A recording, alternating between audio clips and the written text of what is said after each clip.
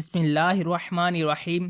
حضرت امام جعفر صادق رحمۃ اللہ تعالی علیہ نے ارشاد فرمایا، نیکی 3 چیزوں سے مکمل ہوتی ہے: جلدی کرنے، مختصر کرنے اور پوشیدہ طور پر انجام دینے سے۔ جھوٹوں کے لیے مروت، دوسروں سے جلنے والوں کے لیے چین، تنگ دل لوگوں کے لیے بھائی چارہ اور بد اخلاق لوگوں کے لیے سرداری نہیں ہوتی۔ اللہ پاک کے حرام کردہ کاموں سے رکے رہو گے تو عبادت گزار بن جاؤ گے۔ لوگوں سے اسی طرح ملو جس طرح تم پسند کرتے ہو کہ وہ تم سے ملیں، یوں تم ایمان والے بن جاؤ گے۔ اللہ پاک کا خوف رکھنے والوں سے اپنے معاملات میں مشورہ کر لیا کرو۔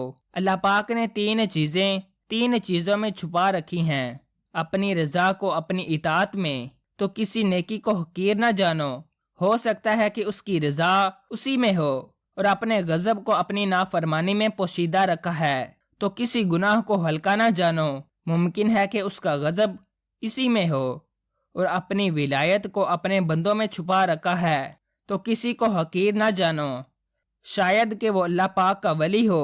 مزید فرمایا کہ قبولیت کو دعا میں پوشیدہ رکھا ہے، تو دعا کبھی نہ چھوڑو، قبولیت کی گھڑی کوئی بھی ہو سکتی ہے۔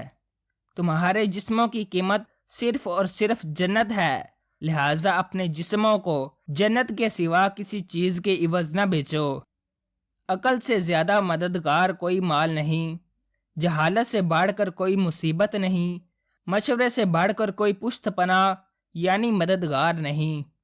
اے انسان، کسی چیز کے چلے جانے پر افسوس کیوں کرتا ہے، حالانکہ تیرے افسوس کرنے سے وہ چیز واپس نہیں آئے گی، اور اپنے پاس موجود چیز پر اتراتا کیوں ہے، حالانکہ موت اس کو تیرے ہاتھوں میں نہیں چھوڑے گی۔